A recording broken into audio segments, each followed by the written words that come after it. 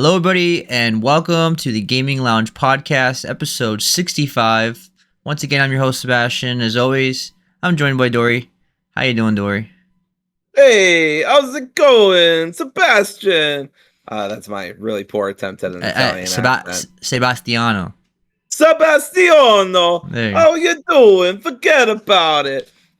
Today we are absolutely supersized with dog toys. No, with Italian stuff because we're going to be and horror because we're going to be talking about Mafia: The Old Country, which has been really great for me, despite some minor issues that we'll talk about, mostly performance wise.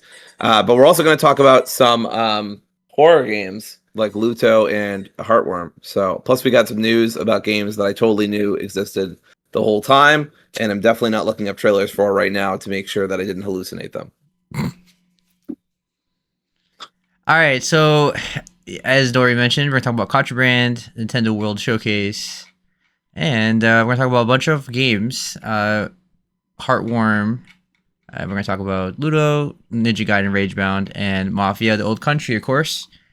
And we'll start with some news first, and that's going to be Contraband being canceled. So what is Contraband? Nobody knows, right? Because that's why it got canceled. Because Contraband went radio silent for a long time. It was a game that was announced in 2021 as a cooperative heist-focused game that was going to be set in 1970s world called Buy-In. It was created by Avalanche Studios, which is the team that did Just Cause, and it was billed as a smuggler's paradise, and it was aimed at launch day on Game Pass. And it says, after years of silence, the project's reveal trailer was quietly made private. That combined with Microsoft's massive layoffs earlier this year and the cancellation of other projects like Everwild and Perfect Dark, this raised alarm bells among the fans. And on August 7th of this year, Avalanche confirmed that active development has stopped and that the project's future is currently under evaluation. That's industry speak for canceled for now, even though no official cancellation was explicitly stated. So, Contraband was one of Xbox's most high-profile new IPs. It was at multiple shows, although the most we ever got was just like teasers. Its demise. I'm looking at the trailer right now, which is E3 2021, and I do remember this very vaguely because I was like, "Oh, this is cool. It's got like a kind of a 70s vibes going on with the, with the disc and stuff like that. The record player and the song that they chose. It had a nice vibe to it, but yeah, I don't think we ever got more. Nope. And the big topic with this really is just another bad look for Microsoft, and it just comes too soon after they canceled the two games I mentioned, and then the AI and the layoffs, and it's just one thing after another right now for them. But this doesn't surprise me, and I probably and honestly, it's probably the right move. There just never was really a huge hype for this game, and the fact that it was just never shown and never really talked about again for a couple years probably means there's just nothing moving forward with this project. So you just cut your losses and you move on. I think it's probably the right move on their part. I'm not really mad about this. I'm not sure if people got laid off. We don't know anything yet to get upset. If I would assume that they're still working on something, and or that, like, because it hasn't like this. It's not like it's just done. Like everybody's fired, everybody's moving on. Like, I'm sure there's something. And worst case scenario, Microsoft maybe will hire the devs to do something else. So just too much questions to get upset about. The main thing is that they're stopping the development, and it's just another bad news for Microsoft this year, which is a shame because the first half of this year, Microsoft had a really great year. They had multiple good games. They had South of Midnight and Doom and Oblivion Remake, and it was a really fun year for them. And then the second half of the year has been nothing but bad news. So, Dory, how do you feel about this news as somebody that had no idea what Contraband even was until you had to look it up? Yeah, my reaction was, there's a game called Contraband? What is the game? Who made it? Exactly. What was it about? I had no idea. And even back in 2021, we were all doing this. So you, me, James, and Mitch. So I did not remember this at all until I watched the trailer, and that's all we got was this game's so old. I think this is the last E3 that happened? Question mark 2021. It might have been the second to last. I don't remember, but it is it's called an E3 trailer. So E3 2021. So yeah, it's kind of wild. That's how old or how long ago it was. Avalanche has some pedigree in the games industry, so it's kind of surprising to see a project from them fall by the wayside like this, especially when they've got the Just Cause series under them, which is very popular, and a lot of people really like Just Cause 3 and I think 2. I don't know. I haven't played any of those games. Personally, I am not a fan of those games. Oh, okay. But they are well beloved anyway. Among lots of other people. I haven't played them myself, and Seb apparently doesn't like them, but yeah. I don't know really what to say about this, except that I didn't even know what the hell Contraband was. Had to look up this trailer. There's a lot of people, the top comment is had to refresh my memory on what was just canceled, which was commented 2 days ago by Luto. So yeah, that's how I feel. Had no idea about this. I probably wasn't even going to play it anyway. So it's no big loss for me. Hopefully nobody loses their job over it. Like I said, Avalanche has made some good stuff. At least, in terms of selling copies and getting decent scores and stuff like that. So hopefully they come up with something else. Yeah, I mean, Just Cause it's a mixed bag. The fourth one got mixed reviews, like in the 60s and 70s on Metacritic, 68. And Just Cause 3 was mostly positive, and Just Cause 2 was mostly positive. But they're like sandbox, turn your brain off games. Nothing amazing. I was never optimistic for this game. Even if this game was good, I'm not saying I was rooting for it to fail or anything, but even if this game was good, it wouldn't appeal to me because I just don't like these kind of co-op multiplayer games, like smuggler, cooperative heist games. Just not for me. They also made that underrated Mad Max game. Yeah, that's one good game that they made. Yes. So we'll see where they go from here. But yeah, they're mostly known for Just Cause and that one Mad Max game that's actually quite good, underrated. And they should make a second one. All right. I think that's it for this topic. Let's move on to the Nintendo World Showcase, which had multiple games, mostly games that we already knew about and have talked about on this podcast. So this topic is going to be relatively quick, unlike our other showcase topics. The first game that they showed was Mina the Hollower, which is a retro-styled action-adventure where you play as Mina, a mouse with a whip and tunneling ability, exploring a gothic world filled with secrets, a pixel-perfect graphics, and challenging combat. We saw this. We've seen this at multiple indie shows at this point. It's coming out on Halloween. It also has a demo out if you want to go play it. Yes, it has a demo out. The main thing for me is I'm kind of interested in it, but I generally don't like this style of graphics. I just don't like the 8-bit look. I didn't really grow up with these kind of games, so I'm not like nostalgic for that. I kind of prefer like something like Ninja Gaiden Ragebound or something that's more like Super Nintendo-ish than this one. But it is cool, and it was a good game to start the showcase with. So I probably won't get it, but it's definitely interesting. Any interest?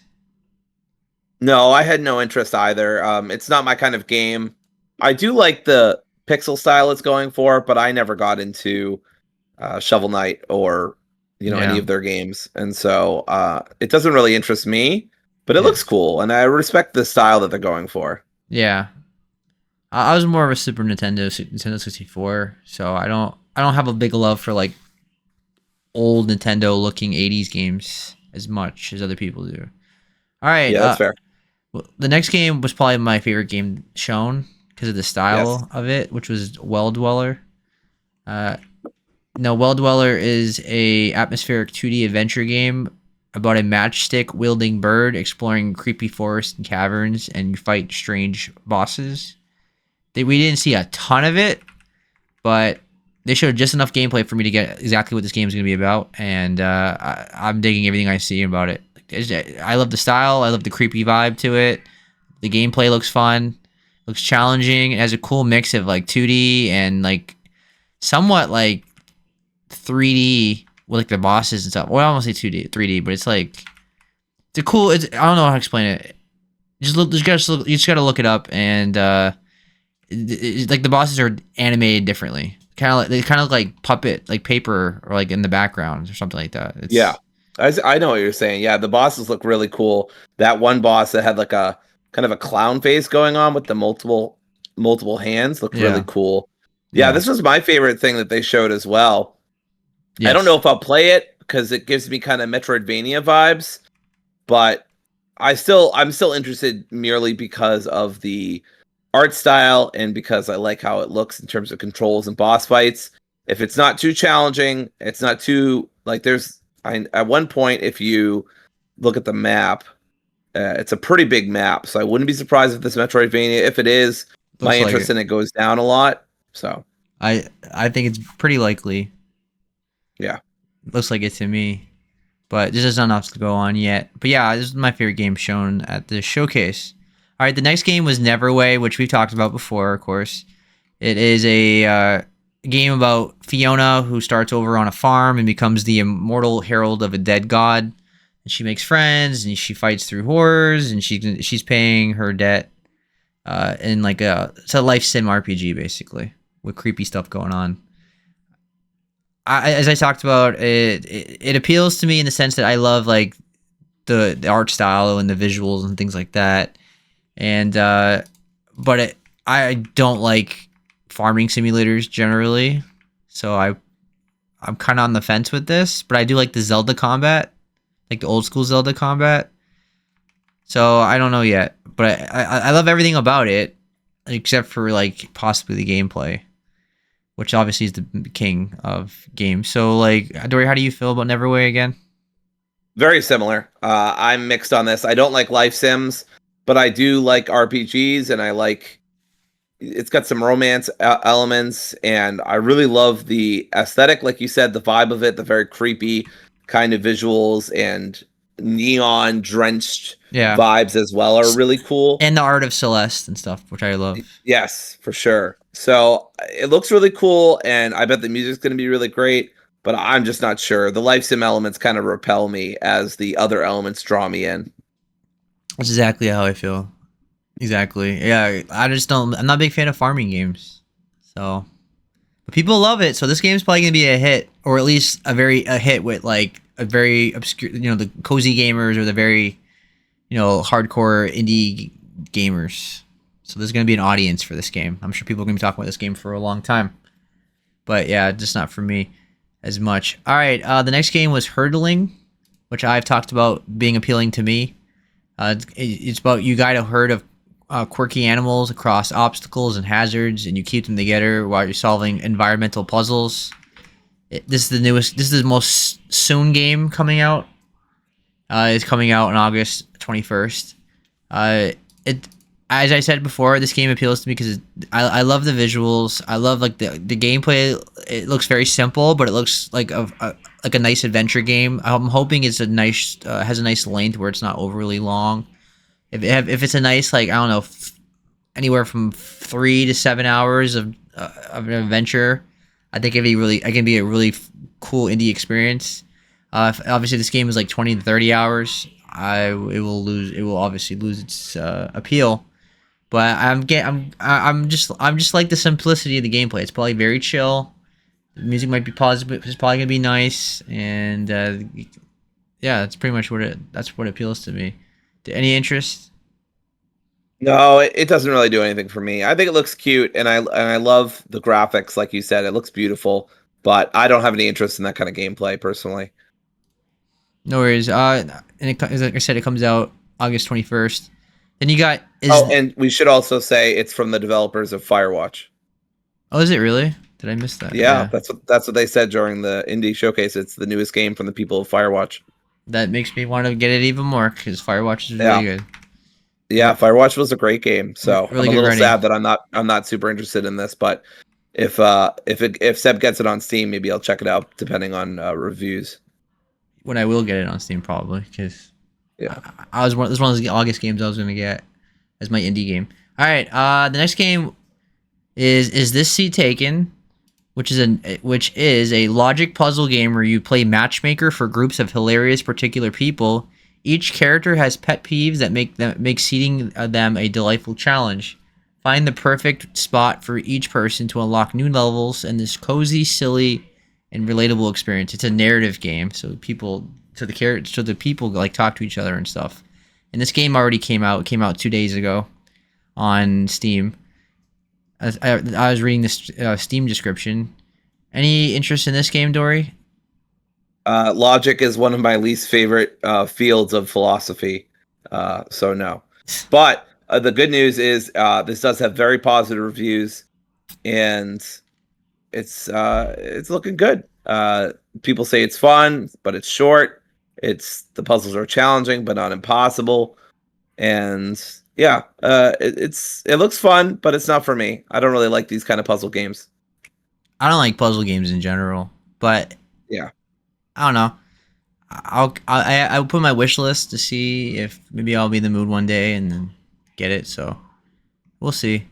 All right, the next game is Little Kitty Big City. Now this game already came out, but it's a free update that's coming out later this month, I believe. And if you haven't played this game before, it's just a simulator of being a cat, but like a cutesy kids way. This game is not for everybody, but it's actually a really nice indie experience for a couple hours. If you're into pets, like into cats and dogs interacting with each other and things like that, it's just a cutesy little game. Nothing amazing, but I think this appeals to a very specific audience, of course. Dory, did you ever play this? I haven't played it. I was going to get it for. I was going to give it to Kim at some point. So good to know it's on the Switch now, or it's been on the Switch, and I just forgot. Yeah, I believe it's already on the Switch, but their update's coming later this year. I have it on Steam. All right. Next game is Content Warning, which obviously has been out for a while. That came out I want to say last year, something like that. Content Warning is really fun multiplayer game. It's you film your friends doing scary things to become SpookTube famous, and that's basically the whole game. You just go into creepy places with your friends and record them, and things happen. So the big thing with this was just that it was coming to Switch and Switch 2 next year. Why it's already out on PC. So. Dory, I don't have to ask you because you usually don't play these kind of games, but yeah, there's really the concept is really fun and it is a fun game. All right, Ball X Pit, which is a brick breaking, ball fusing, base building survival roguelite. Battle hordes of enemies with ricocheting balls and gather the riches of the pit to expand your homestead, generate resources, and recruit unique heroes. This just isn't for me, basically. There are 7 different levels that this is not for me. So yeah. Yeah, pretty much brick breaking. I like brick breaking games, but base building, nope. Survival, nope. Roguelite, nope. And then generate resources, nope. So yeah, this is this game is very anti me. It's almost a repellent of me. They put every genre I usually don't like. Only thing it's missing is racing, I guess. Speaking of racing, next game, Ultimate Sheep Raccoon, bike racing party game where you and your friends build the course together, add obstacles and dangerous traps to take the lead with power-ups and race to the finish. Again, not really for me. Cozy, cute little game though. I like the art style, and I will never play it, but that's cool. Any interest? No, when we were talking beforehand about who the fuck has 7 friends to play one game with you, I think a 4-player co-op makes way more sense than it's not even 8. Not even just it just seems not even just finding 7 people, but finding 7 people to play an indie game with you is impossible. Yeah, just one indie game too. Yeah, I can maybe get 7 people to play Marvel Rivals or Call of Duty or Battlefield or something, but some random raccoon indie game. At 32 years old, it's impossible. Yeah. All right. My second favorite game of the showcase was Glaciered. which I didn't know anything about, and it's coming out relatively soon in the third quarter of this year. But it says on Steam, soar the seas at the end of time. 65 million years in the future, the world is frozen over, and the oceans have been sealed under a thick layer of ice. Become a tuai, a species that evolved from birds, and protect the Everwinter in this futuristic underworld action game. I was actually really digging this. I love the visuals. I love the uniqueness of this game. The underwater environment. It's a unique creature. I was liking the gameplay. It's nothing crazy, but it's very simple third person combat. Kind of like it had a very, I think they're Japanese, or Yes. were they Japanese or Asian in general? I don't know which. I have to look at the studio, but either way, it felt very Asian. Like the way they were fighting was very Final Fantasy.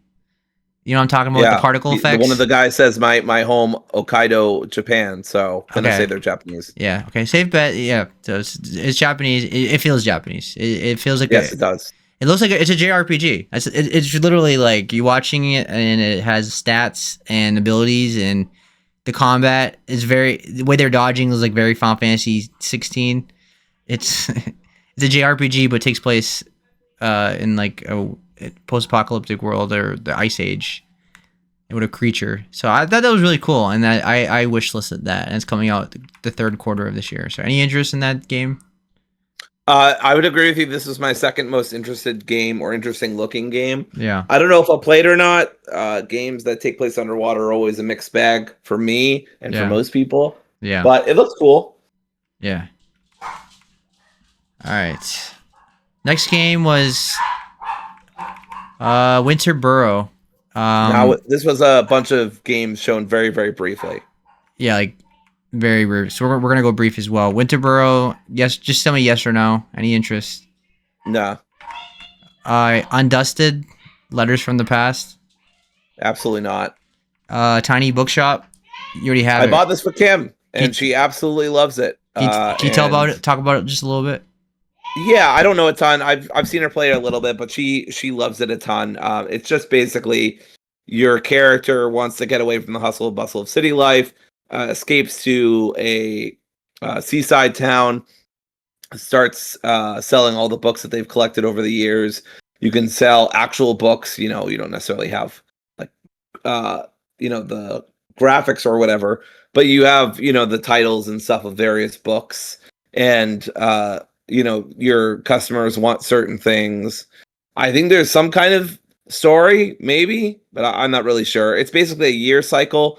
It seems like a 10-hour game for $20. I think that's a good deal. All right, gotcha. All right, the next game is Caves of Cood. No interest. This was interesting. This was the third most interesting game. I don't know what to make of this one, but it looked kind of cool. All right. Yeah, I didn't really do anything for me. Strange Antiquities didn't do anything for me. My third most interesting game was Opus Prison Peak, which we talked about before. It's a very narrative game. It comes out the fall. It looks like a narrative story game. Do you remember this game? Yes, I remember this game. I'm very excited for it, or at least very interested. Yeah, it feels like a Dory game, but I like the visuals. Because it has a third person RPG style to it for a narrative game. Yeah, it gives me big Ghibli feels. Absolutely. All right. Go Town. Neither for us. UFO 50, which obviously was nominated for Indie Game of the Year. It was. Yeah, this was very weird. I just want to note that they put this in a montage. They did the same thing with Silk Song. I don't know what the fuck's wrong with Nintendo. But anyway, they put this in a fucking montage for 30 seconds and also said it was dropping the same day. Very strange for a game that was nominated for Indie Game of the Year, but okay. Yeah, I don't know why they rushed some of these games. They deserved a little more time. I don't. It was like okay. It was like because the show was only 15 minutes. So why are we rushing? You could have did another 5 minutes. Very weird. Yeah. Anyway, that concludes our news topics. That whole showcase was like a whatever burger. Like, you know, a couple indie games I already knew about, already we've talked about. I guess if you don't follow indie games like we do, it's like, oh, I didn't know about this. I didn't know about this. But for us, it's like, it was just a repeat of games that are already out or we already know. All right, so let's get into our spotlights now. Now we have 4 of them. 2 from, well, I'll say 3 from me and 2 from Dory technically. But as we're both gonna talk about Mafia, but Dory played Luto and you beat it. You want to talk about Heartworm first? Or you want me to talk about Luto first? No, I'll talk about Heartworm first. I'm just leading up to it. Did you beat Luto? I did. Yes. Okay, so we both played and beat a horror game, an indie horror game, and I'm assuming they both have deep stories. Yeah. Because first I'm the one that bought Luto and I was gonna play it at some point, so I was very interested when I saw it. So let me start with Heartworm first, which is definitely not gonna be a Dory game, 100%. But the story and the characters, 1000% would appeal to you. Let's get into the pros. It has a vintage survival horror charm, so it looks just like a PS1 game. Obviously, it's a little more HD. You know, obviously, it's a 2025 game and stuff like that. So it was fixed up and all that. So it's not like... obviously, it looks way better than a game than 1996. But it has PS1 visuals, fixed camera angles, it has tank controls, which you can switch to modern controls. And it has a really cool atmosphere. It has pre-rendered backgrounds. We're bringing that back. It has fixed camera angles that are very well done. And they do a great job showing the scenery. And it adds tension to the game. I haven't seen camera angles done well like this since the original Silent Hill. They do fixed camera angles in this game really, really well. This game is basically a mix of 3 classic horror franchises, Silent Hill's camera angles, its general vibe. The sound effects are very Silent Hill. On top of Silent Hill 1 only. It has Resident Evil, like the first 3 games, the original ones. The door transitions. It has the save rooms. It has saving at a computer instead of a typewriter. And then the combat is very Fatal Frame. As I said, with the atmosphere, it looks and sounds amazing. It really does create a moody and spooky setting. There's a variety of environments you get to explore. There's foggy forest. There's a clockwork tower. There's creepy neighborhoods. And there's a lot of surreal, dreamlike areas. So this game has really cool environments. I took a lot of cool pictures of this game. I really, really enjoyed the look of this game. I love the story in this game. This game has one of the best stories, especially for this kind of game. It's bringing us back to Silent Hill's level of psychological analysis and dealing with grief. The game is very similar to Silent Hill 2 story, where the abandoned house creates monsters and the environment based on her subconscious and what she's going through. Sam is grieving because her grandfather died and she's haunted by his death. And then she goes to the abandoned house for whatever reason. She wants to make a connection to him, maybe bring him back from the dead. She's just going to see what she can do, and she kind of gets obsessed over it. She's like searching on the internet and things like that. And then the house like just bends reality and then creates all these like monsters that are formed from her subconscious, kind of like Silent Hill. So really, the reason why it's called Heartworm is because they're saying grief is like a parasite that affects your heart. So grief is the worm that's affecting her heart. So it's a really nice metaphor, and it's subtle while also being kind of obvious too in some parts, especially when there's a little heart level with the actual heart. But I really enjoyed the story. If this game came out in like the late 90s, early 2000s, I think it'd be well liked and well remembered by horror fans for the story, especially. The combat is unique because you don't shoot any enemies and you don't swing at any enemies. This game is purely through the camera. You fight enemies through the camera. You take pictures of them. And the cool thing is it turns into a third-person shooter, like behind the shoulder, like Resident Evil 4, when you hit the button to aim. And it's very similar, as I said, to Fatal Frame. So Fatal Frame, very classic series. We take pictures of ghosts. This game is similar to that, just more indie. One of the other pros of this game is Sam is a great protagonist. She reminds me of Heather from Silent Hill 3. She's very, very determined, and she's driven by her grief, and she's definitely desperate to find closure. So she's very relatable. She feels like a real person. And the good thing with her, she's an active problem solver, and she's not afraid to delve deeper into her personal darkness. Like, she gets scared, she runs away, she falls down in shock like anyone would if you got fighting monsters and stuff. But she always gets up and never gives up. And she's very quirky. She has like an attitude. She just reminds me of Heather. She's like if you know Heather Mason from from Silent Hill 3, one of the best horror protagonists in games. And she reminds me of that. I don't think she's as good as Heather because this is more indie, and the voice actress is pretty good. She's not amazing. She has just times where like it feels like a amateur indie performance, but it was still good. Another good thing about this game is it does the usual survival horror thing where it's replayable. There's multiple endings, and there's collectibles to find. You have to find 3 hidden photos to get the real ending, which they weren't really that hard to find. And obviously that's similar to Resident Evil and Silent Hill, but mostly Silent Hill. And then finally, the pros is they could have stuck with the tank controls, but they actually gave you the option to switch to modern controls, which was nice. And the over-the-shoulder aiming was pretty well done, and you can toggle off the retro filter to make it look cleaner. So you can make it look more 2025 modern. Or you have the option to make it look like it's a game from 1999 and it's super blurry, but I didn't do that personally. All right, Dory, do you have any questions or anything you want to talk about when it comes to the pros of this game? No, not really. I looked at the general summary of the game on Steam, and at first I was kind of interested, and I was like, "Oh, this looks cool." And then I looked a little deeper, and I was like, "Oh, tank controls, fixed camera angles. No, thank you." And then I just moved on. But it looks really cool, and I'm glad we both played a horror indie around the same time. I actually played a couple of horror indies, but I'll talk about the other one another week.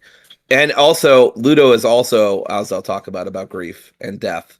So that they just pair very nice with each other. So I think that's awesome. But no, I don't really have any questions about the pros. It all makes sense to me. I think this is a story I'd appreciate, but I just don't think I'd be able to get around the gameplay. Yep. Well, the good news is this game is quite short. It's like you could beat this game in an hour if you knew what you're going. But overall, I would say on your first playthrough, it would probably be 4 to 5 hours. So it's it's a nice indie horror experience. Quite short. Now, this game is not gonna appeal to many people because it's a true tribute to old school survival horror and all its pros and all its cons. As I'll get into the cons now, the controls in this game can be quite frustrating. Even with the modern controls, this game's controls and moving Sam gets frustrating. She doesn't always move where you want her to go, especially when you're in the closed spaces and there's enemies hitting you. Like, you just get stun locked, basically. There's times where, like, you're just, like, for example, you're in the subway, there's a bunch of mannequins around, and the mannequins wake up, and they keep smacking you, and you're trying to move, and you're just completely stuck, and then you try to run away, and you don't know, and you're getting hit by the camera angle, you're getting hit by the side of the wall, and you're just, like, stuck, and you're losing all your health just getting hit over and over again, because every time you get hit, you fall down, and it's frustrating at times. I did not like that at all. The camera angles at times do not match the controls, especially when you're getting chased. The fixed camera angles in this game are really nice, but they do not match the control scheme. So sometimes you're going up and she goes down. You go down, she goes up. It's a bit annoying. So that's definitely one problem with this game. Another problem with this game. Combat is very slow and it's way too easy. Most enemies can easily be ignored and dodged, and if you do have to fight them, they're very easy to fight. Like, literally, there's a bunch of ghost enemies in this game. There's like these liquor-looking enemies that jump around, and they're like, you would think there'd be a nightmare to deal with, and they literally miss you whenever you jump. Like you can just run by them, and they miss you somehow. Like every time, like I avoided every attack just by moving. Like I didn't even have to try to dodge. There's so much open space in this game that like for example, when you're in the neighborhood and you're on the street and there's ghost people walking around, and they're trying to attack you. They're so slow and there's so much space. You just run by them. Like I had so much film, which is the bullets to this game, that because I was ignoring everything because I was just running by them. Like why even bother to fight in this game where you don't have to? So you can easily just ignore everything. And then the boss fights in this game were really, really easy, and they were the ideas and the patterns of this game of them were just basic. And once you figured it out, it was like a joke. They did the same thing over and over again, and you basically just stand there and shoot them with the camera, taking pictures of them, and it was easy. So this game is really too easy. The combat is not great. There's a lot of jankiness with the enemy design. It's very indie. They knock you over again, and then you get stuck because of controls, and then you take a lot of damage that for no reason really. I should have not taken this damage because of the game is punishing me because of their own controls. And then I can't reload the save because this game forces you to save manually, like old school.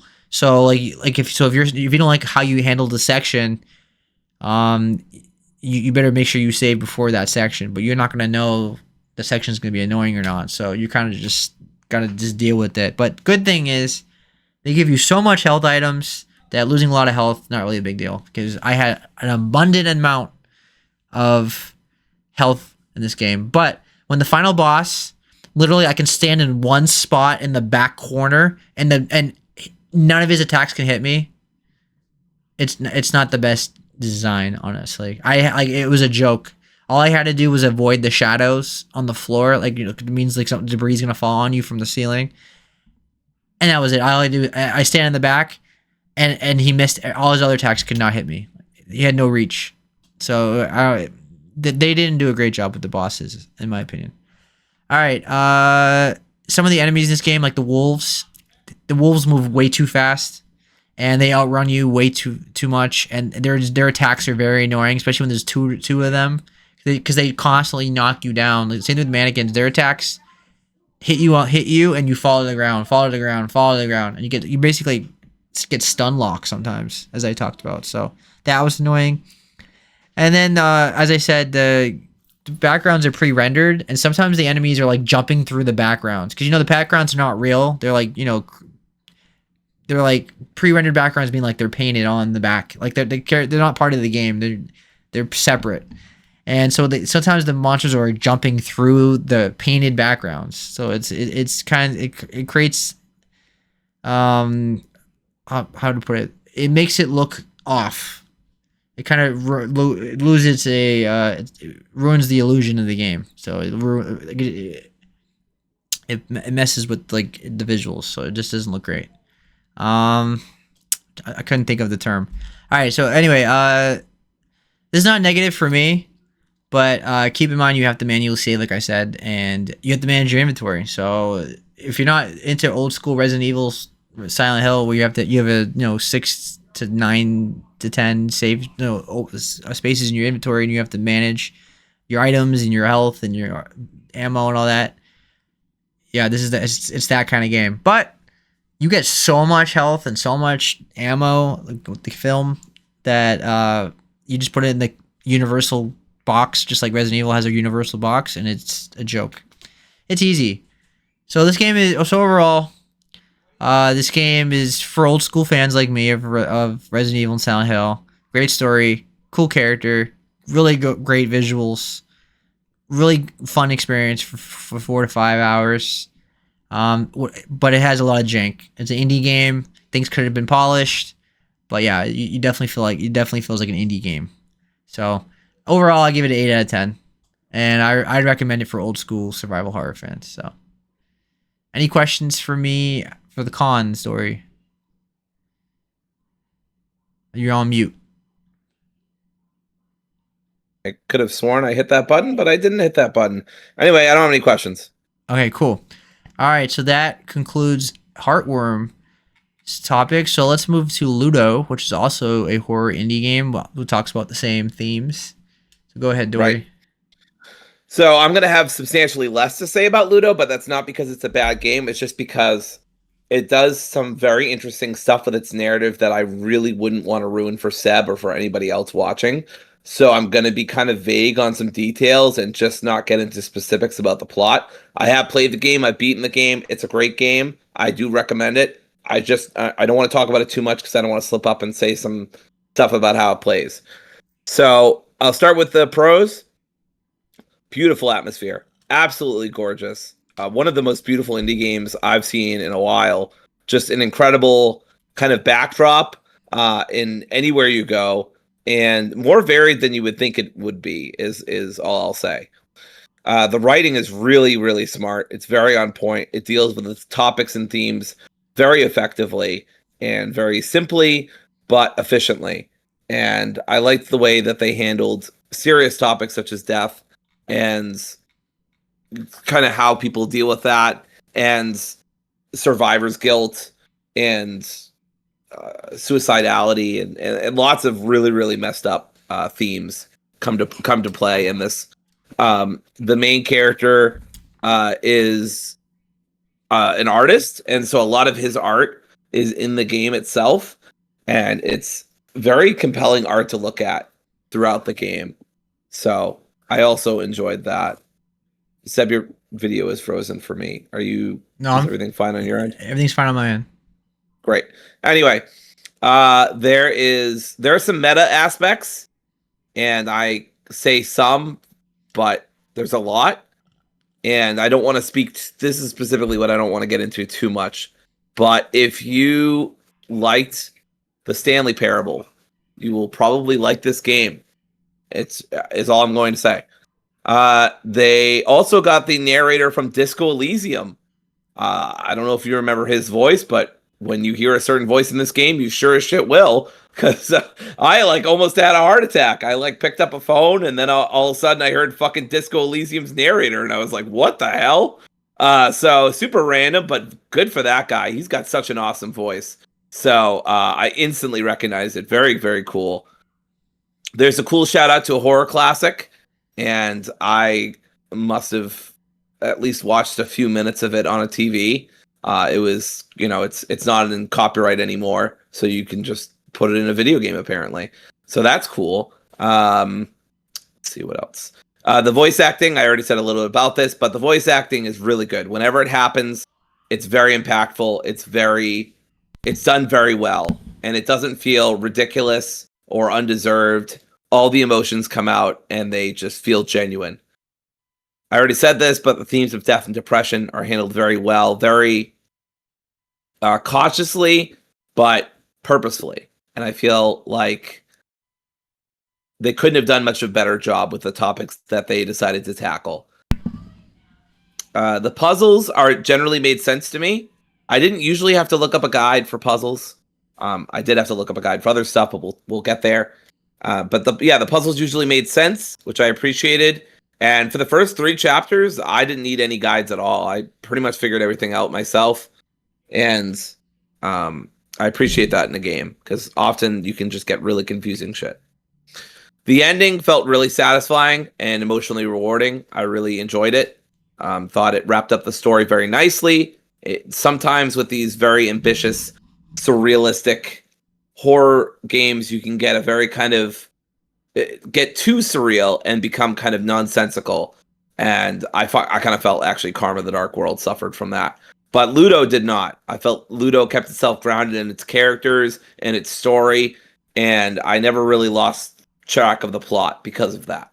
So those are all my pros, pretty big pros. Anything you want to say? How long is the game? 4 hours, I believe it took me. I could double check on that. And how would you describe? Go ahead. I also want to say that there are some jump scares, but it is not overdone at all.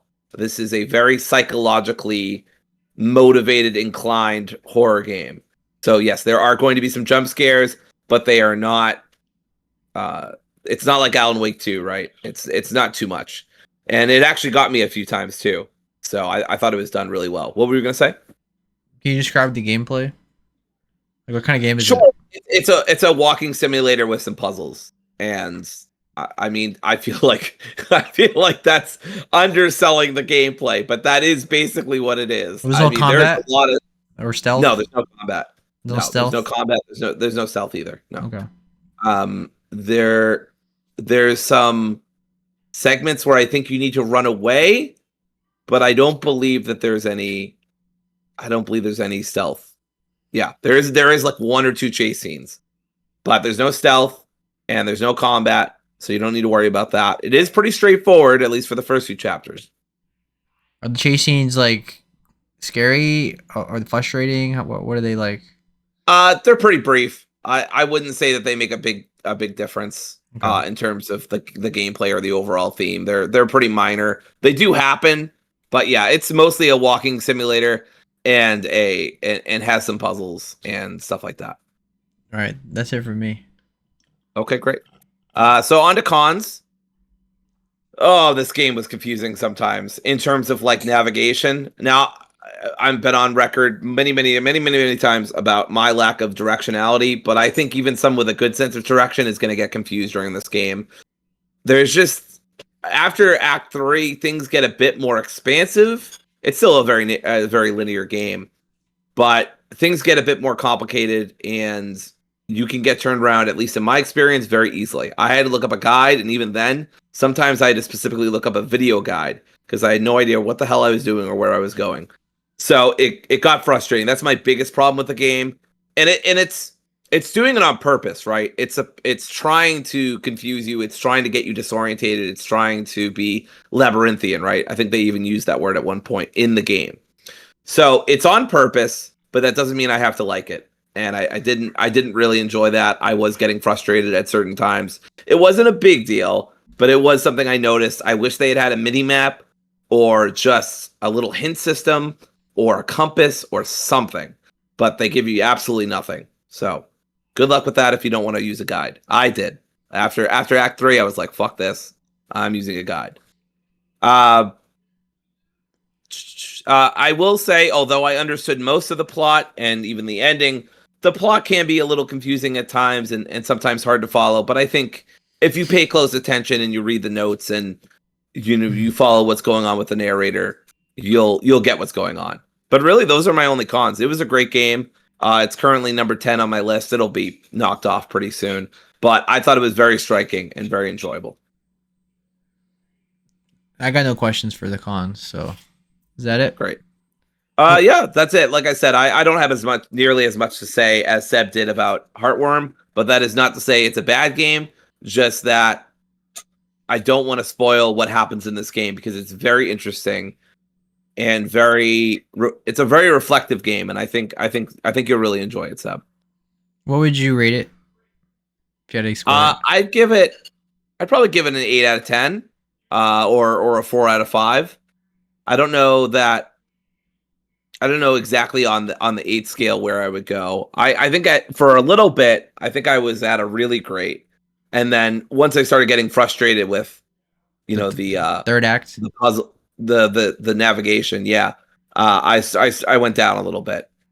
Mm-hmm. All right, is that everything? Ready to move on? I think that's just about everything. I would say it's a pretty scary game, and I enjoyed it quite a bit. It has some provoking themes, and the jump scares are actually pretty good. So definitely recommend it if you like a good horror game. All right, cool. So let's move on to the next spotlight, which is Ninja Gaiden Ragebound, which was going to be the main topic last week if we had the time. I didn't have the time to play it. But I got to play it this week, my final week of summer, kind of, because I had to work too. But it was a really fun, fast-paced 2D action game that takes place in the Ninja Gaiden universe. I mean, this is what Ninja Gaiden was originally known for first as a 2D action game. And then it became 3D. A lot of people my age know it for the 3D ones, but it actually started off this way. So this is the original Ninja Gaidens. All right. as I said, this gives you long time nostalgia. It gives not long time fans nostalgia because the style of gameplay, and the gameplay is very tight and it's very focused and it's really well done. The gameplay is very sweet. This game, it's very clean. This game is very clean. You switch between two protagonists. You have Kenji Mozu, who specializes in powerful melee attacks and combos, and then you have Kumori, who has ranged attacks and teleportation. You mainly play as Kenji, and then there's certain sections where you go to like a demon post, and then you play as her in a section. So Kenji's like really the main person you're playing as, but she does have her sections that you play as her. I like how the way she plays because she throws things personally. The dual character mechanic adds a lot of strategy and there's a variety, and you can approach the combat in different ways. Alright, the combat flows really well thanks to the mechanics like Guillotine Boost, which lets you finish off enemies dramatically, and the Hypercharge state that temporarily boosts your speed and damage. So it always keeps the action feeling fresh and rewarding. The flow of the combat in this game is really, really nice. This game has very nice detailed pixel art that feels both modern and classic, and it definitely fits the series to its original roots. Like it feels like a true tribute to old school Ninja Gaiden. The soundtrack is really nice in this game. It really complements the mood. It's very energetic, and it really helps with the energy in this game, the intensity. I really like the soundtrack in this game. A game introduced you sections called the Demon Dimension, where you face timed platforming challenges and puzzles, and in a visually striking alternative world. And the break from combat keeps gameplay always feeling different and interesting. So overall, the gameplay in this game is really fun. The visuals of this game are great. The soundtrack is good. It's a really quality, very polished game. So this is one of the best. I don't want to call it indie game, but it's definitely one of the best, like, you know, non AAA high cinematic game. It's really, really good. It deserves its really high reviews that I'm seeing from all the outlets. It is one of the best games of the year. It is in my top 10 as of right now. I don't know if it will last by the end of the year, but it's definitely in my top 10. Probably number 8, I think it is, or 7. I really, really love this game. It is, if it was about 4 to 5 hours to beat. Any questions for me when it comes to the pros? Dory. Hi, sorry, I was talking to Cam. No, I don't have any questions besides, and I technically we already talked about this, but like, how much would you say it's, you know, challenging? Because Ninja Gaiden games are known for their challenging ones. Known for their challenging difficulty. At least the 3D ones are. All right, well, let's get into the cons then. This game has some challenging moments, especially some of the platforming in the Demon Dimension.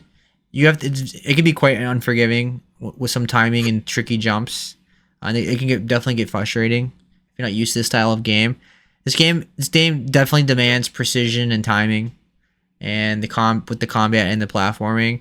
Like this game is really depends on your experience with these kind of games. Is the best way I can describe it. If you're familiar with retro platformer games, this game is probably about normal difficulty. I would say it's not like super hard. It's not Super Meat Boy level of difficult. It's nothing crazy. You'll probably be fine. It's not like Wu Chang. It's not Liza P. It's not like, oh my god, this is so frustrating. I can't play this game. It's like normal difficulty with some tricky moments that has some difficulty spikes. Is the best way I can put it. There is times where it's gonna be a little frustrating. You jumped on a platform. You could have sworn you jumped on it right, and then it just didn't do the way you wanted to jump. On it. So yeah, I think you'll be fine if you tried it. It's not like really hard. It's like normal. You played harder games than this. Okay. Another problem with this game is the enemy variety is very limited. You basically fight the same enemies over and over and over and over again, so that can feel monotonous if you are looking for more than that. I already talked about the platforming. The narrative is nothing to write home about. It's very basic. Demon wants to break out of a Hell's Gate, and you need to go stop them. That's pretty much it. If you're looking for like a major story, anything cool like that, it's not there. It doesn't need to be. I don't think I need a giant big major story for this kind of game. It's just keep it a very simple narrative. Oh, we have to team. We're both from rival clans. We hate each other, but we have to both suck it up and work together to stop the world from ending because this devil guy wants to break out. And those are cool. I think the ending, having multiple endings, you get to choose which character does something, was a cool idea. And so there's 2 different endings. I think there's a 3rd ending too. And so that was done well as well. So this game has replayability. They want you to find all the collectibles and things like that, which were pretty good, pretty fun to find. And yeah, that's pretty much it. With everything, visuals good, action is good, combat is good. You just have to like these kind of games. It's a 2D action platformer. So if you don't like these kind of games, like Shovel Knight, but like obviously more on the Super Nintendo looking side, if you like those kind of games, you'll be fine. If you don't like these kind of games, definitely I would say skip. This game is like The Messenger. The best way I beat The Messenger right before this one. Have you played The Messenger, Dory? Have you played? I played The Messenger? Yeah. No. Okay. Well, I think this game's easier than The Messenger, but it's like on that same concept. So, yeah. I really like it. 8.5 out of 10. If not for some frustrating moments and difficulty spikes and things like that, I might have had this game as a 9, and would have been it definitely might have a really strong case for top 10 game of the year for me. As of now, 8.5, really good game. Totally recommend it. In my top 10, but it might drop out just because there's more games coming out this year. So that's where I'm at. Really good game. Totally recommend. Dory, you try it out. The only way you can try out the difficulty is if you play it, right? I don't think it's Right. I think it's a normal difficulty. I don't think it's super hard. I just think it just has its moments where it's frustrating. All right. Final topic of the night, which is Mafia, the Old Country, which just came out, was like Thursday night, I want to say. And Yeah, something like that. yeah, and this is a prequel to the Mafia series. It takes place in the early 1900s in Sicily, which is where my family is from. And I'll let Dory start with her pros, and then I'll get into my pros, and then we'll talk about it. So, Dory, what are your pros? Yeah, my pros are, I mean, most everything. Honestly, I think this is the best Mafia game in the series. I know I've only played 1. I haven't played 2 yet, Definitive Edition. But I really like what I've played so far. The gameplay is fun. The voice acting is tremendous. The character models look really good for the most part. Sometimes the hair looks a little weird. But for the most part, character models look really good. The backgrounds are gorgeous. This is just a beautiful game. Feel like I've taken a screenshot every 5 seconds. It's that kind of game. It's on that kind of level for the graphics. Just looks really, really good. Just the narrative in general, the characters and how well they're written. This is the kind of game where it's not going to surprise you, but it does everything super well. This is another example of a game where I'm like, just because it doesn't innovate or do anything that's super unique or special doesn't make it inherently bad. This is a very basic top to bottom. This game could have come out 10, 15 years ago, and I wouldn't have been surprised. Mid to late 2000s ass game right here with, third person shooting, cover based shooting, a little bit of stealth thrown in. You got a stew going, right? You got a soup. But it does it really well. And I really like what they've done here. They've done a back to basics formula. It's very linear. Mafia 3 got a very mixed reception. I know a lot of people like the story and will even defend the gameplay to a point, but a lot of those side missions, from what I understand, were forced. And that's just no bueno when it's, I know that's Spanish, not Italian. Sorry. No bene. When, it's when the side missions are not genuinely very good, right? So, but that's not the case here. You don't have to deal with any of that. It's very, as you wrote here, it's very focused. It's very linear, and I like that personally. I've never gotten lost in this game. I'm about 5 hours in. I've never gotten lost. I've never wondered where the hell I'm supposed to be going. I never wasted time. They respect your time so much that they put a little fucking button for you to be able to skip the rides. That's awesome. Like I've only done that once and just to see how it worked because the game's so beautiful and the driving is much better than it is Mafia. God, it's so much better.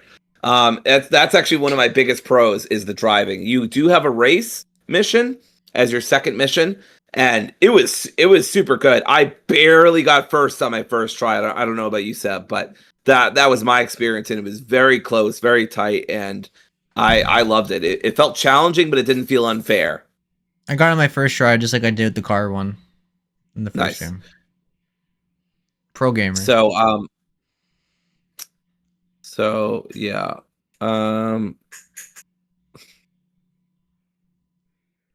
Okay, and then what else? I was just looking through something. Yeah, like I said, it looks really good. The voice acting's really good. I think the gameplay, although it's basic, is solid. Everything with the guns looks good and feels good. The stealth, again, basic, but I like it. We'll talk about this later, I think, because I don't really care for it. But you can kill people quietly but slowly with the choke, or quickly, and maybe the choke is just non-lethal. I think it's non-lethal, but I'm not sure. I think it knocks anyway. them out. I think it knocks them out, but I think you're right. And then you have the lethal option with the knife, right?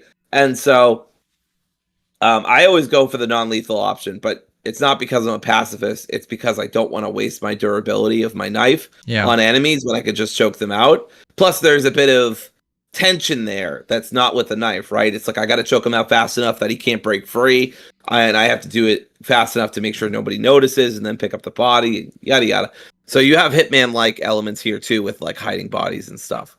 Yeah. Plus you want to save your knives because you need the knives to lockpick and to break in boxes to get money and stuff. So you always want to have a knife available so you can get items. So it's better just to take them out, choking them.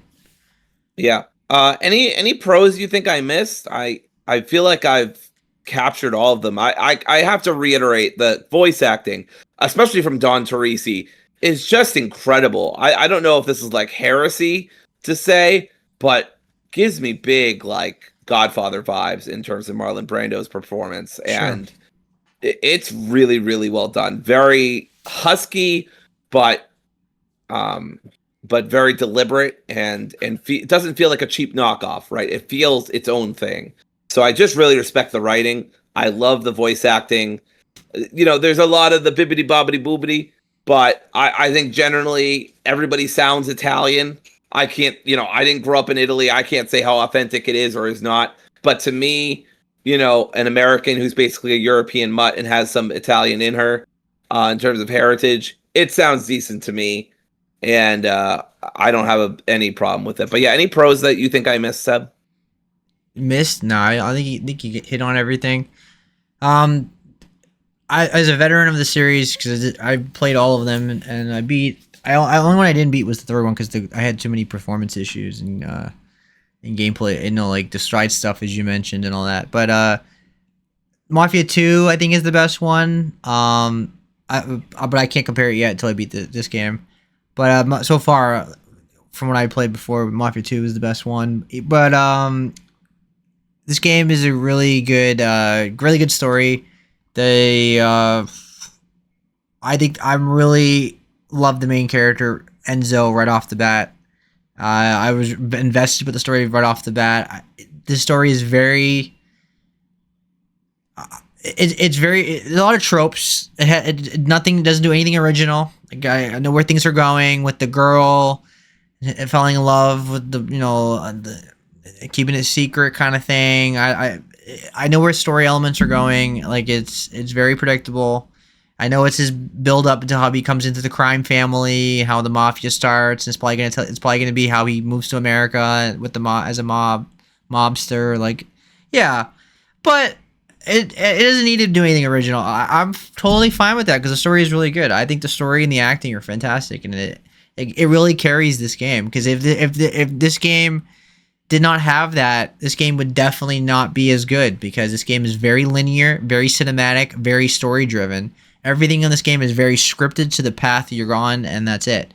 You can't really go out and do as much as other games. Like, this game is very linear. Just because it's open world and there's a big map, it's very you're gonna assume that it's a giant open world, but like Ubisoft games with a million icons, and this game is not that. This game is fully on rails, basically, of a story. Like, you're just on rails, and there's a free roam and all that, but this game is very linear. I haven't beat it yet, obviously, but I know it's short. I would say it's about 10 to 13 hours from what I understand. I'm about halfway through. Yeah. I think it feels like I'm halfway through. Yeah, I could be wrong. The best way I could describe Mafia is like Uncharted. Uncharted obviously has more gameplay on swinging and all that stuff, but Uncharted is like a nice 11-hour experience, fun adventure, great characters, great acting, great cinematics, all that stuff. That's what this describes this game to me. Basically, this is a game that would come out in the early 2010s, mid 2010s, PS4 era. And I miss these kind of games. I'm so sick of these 50+ hour bloated open world set games where they shove a million side quests on you. I really like this game. We're just gonna tell a story. It's gonna be mostly on rails with some gameplay and all that, and you're just gonna enjoy the authentic experience. And I've been really enjoying that. That's my favorite part of this game. Just the cinematics, the acting. It's like watching a movie, but I'm playing it as well. I know it's not for everybody, but I sure as hell like it. So it's definitely my kind of game. And it's very authentic. It's very Italy. I mean, Italy is full of mountains. I mean, I've never been to Italy, but I know what it looks like. I'm very familiar with it. And it's very accurate. That's what the architecture looks like. That's what the people look like.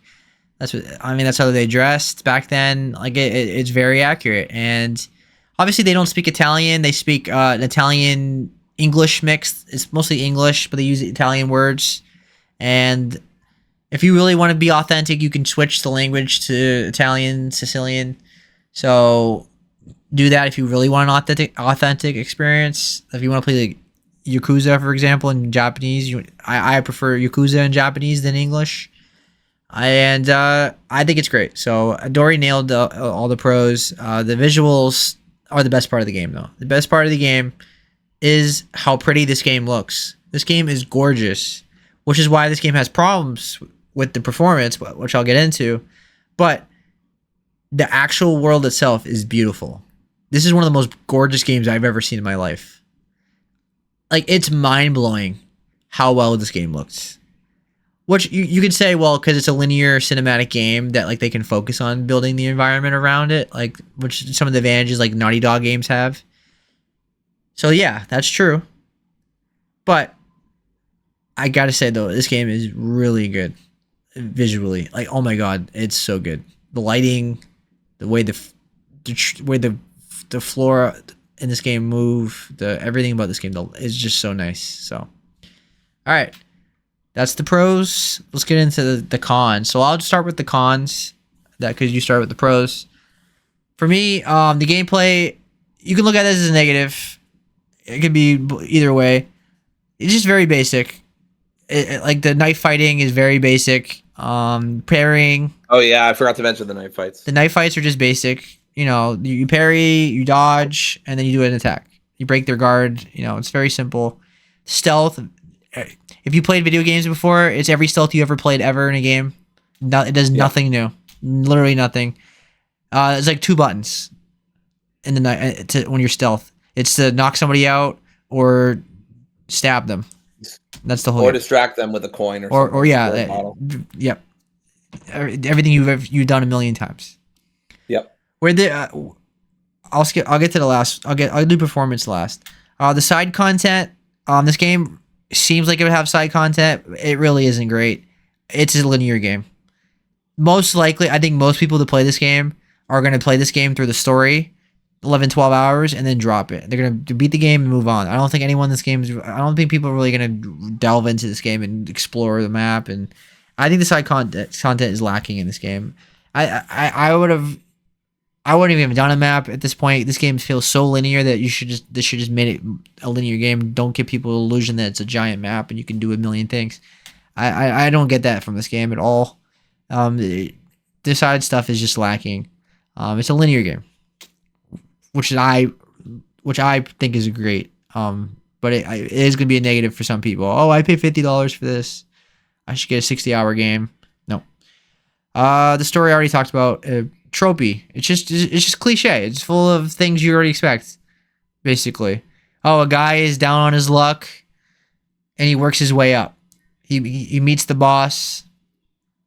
He starts falling in love with the girl, who's probably related to a boss, or like right, and then they fall in love secretly, and then things happen, and then he works his way up, and he probably becomes a boss at some like it does every single cliche.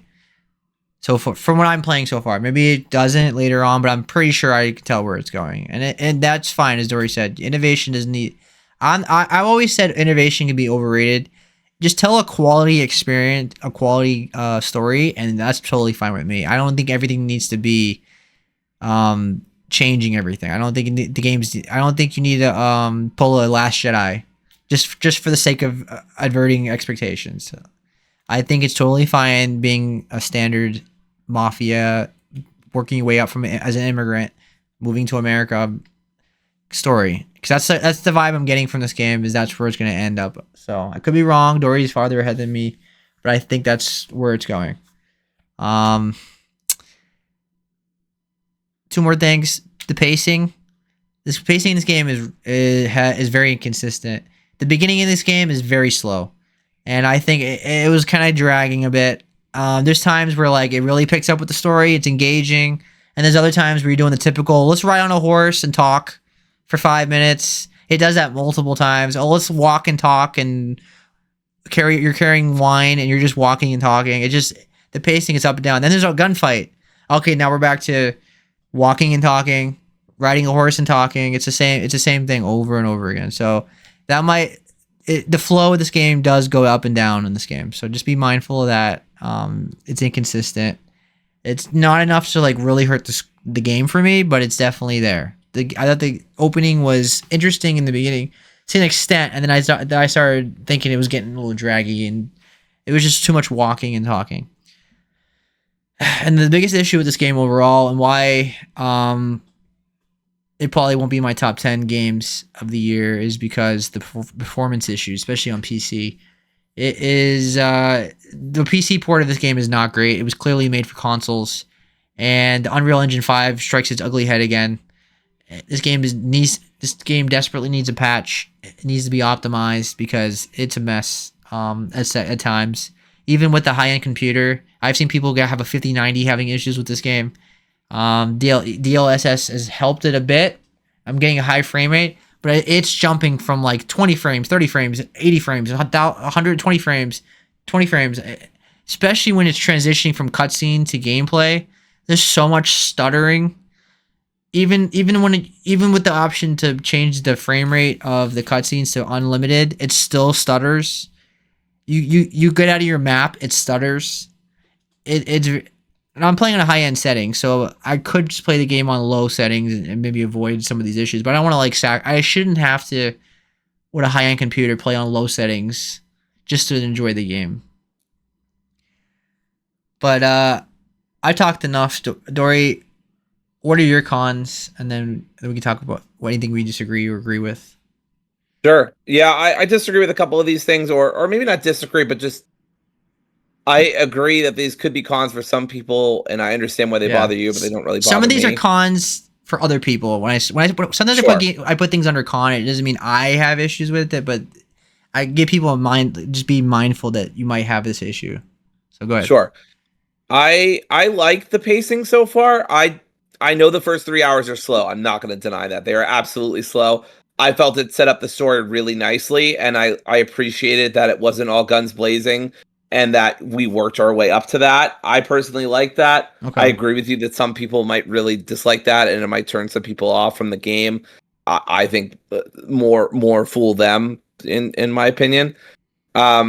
So it picks up. I do agree. This is like What's that? it's what the gameplay does pick up. And you have more gunfights, and it really starts. Yes. Okay. Yeah. I think so. There's, I got an achievement actually for getting, for like completely getting stealthy in one camp, or not getting caught at all. Yeah. So that was really fun. Yeah. That just recently happened, but it does pick up for sure. I think there's a really cool mission where you have to fight a local bandit boss and fight like his camp, and there's some fun like cinematic, kind of reminded me of Uncharted, but cinematic driving portions. Those are really cool too.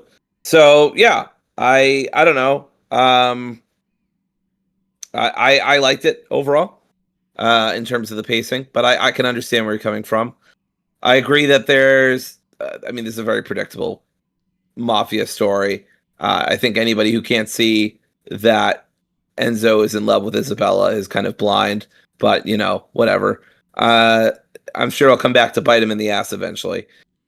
Yeah. Lack of side content. Oh, go ahead. Because even does like, you know, every story does that, like, oh, the girl is the daughter of a boss, and she's always like very feisty and independent. You know, she does her own thing. It's very tropey in that way. You know, like, and he falls in love with her her being like a hard head and things like that. Like, she's like very Princess Leia. Yeah. The best way I can describe Yes. it. I don't care about the lack of side con. Although there's technically stuff you can do. Like, I guess you can do some collectibles and shit, like photographs and newspapers. But like you said, it sucks, and I would never do it. Exactly. Ever. It's like Indiana Jones. I would never do it. Yeah, most people are gonna skip it. Most people are gonna skip. I'm glad they didn't do. I'm glad they didn't do any meaningful side content. Performance issues is my biggest agreement with you. I had a lot of problems with coming back and forth from cutscenes into gameplay. I was able to figure it out a little bit by turning my fan up, making sure my laptop stays plugged in, fidgeting with the settings, and putting on DLSS and frame generation. So that's mostly fixed it. It's not as bad. It's just a very brief micro stutter, and then it's over. Yeah, but it's still there, and I can tell. Mm-hmm. Yeah. Overall, I wouldn't. Overall, I haven't had too many issues, and when it runs well, it looks beautiful. But you're right. Every now and then, like, there are some problems. I don't know. There was one section where, like, I was having like constant lag, like stutter. Like I was getting like 5 frames, and I don't know what was causing that. I couldn't. Don't know either. I might have. I haven't played it since, so maybe just restarting my computer would have helped. Maybe I had 2 programs running in the back or something that was messing with it. I don't know, but it was definitely like one section where like I couldn't even aim and shoot because it was so bad. So it was weird because last night I had 0 issues, and then today I've had a lot of issues. I guess as I got deeper in the game, it was more open world stuff like that. I guess the performance started hurting. But let me be clear though.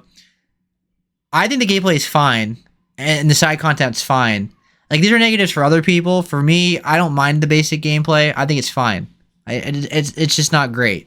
Like, it's not like, but it's. I don't think it's a negative. Like, oh, I hate it because of this. That's just to be clear. So, my main 2 problems with this game are the pacing and the performance issues. And the pacing is more because I think it starts off slow, and I am not far enough to really criticize. You know, if I beat the game, I can really give a full opinion on pacing. So maybe it really does pick up later on. But the performance issues is definitely a big negative.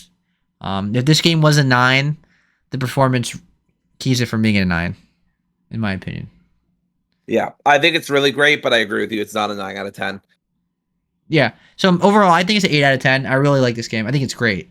Probably in my top 10 now, but it's not gonna. It might be my top 10, or it might be an honorable mention, but it might get kicked out because there's too many other games coming out. But I'm having a great time. I'm really gonna like this game at the end, I think, and I'm gonna, even if it doesn't make my top 10, I'm gonna look back on it and say, yeah, that was a good game, and I had a great time with it. Yeah. It reminds me of, like, I don't know, Hellblade, right? It's just very cinematic, short experience. I mean, it's not short as Hellblade, but you get what I'm saying. It's like, I enjoyed I give me more cinematic linear Hollywood games. Give me games with really great voice acting and and cinematics and storytelling and music, and just put me in a cool cinematic world.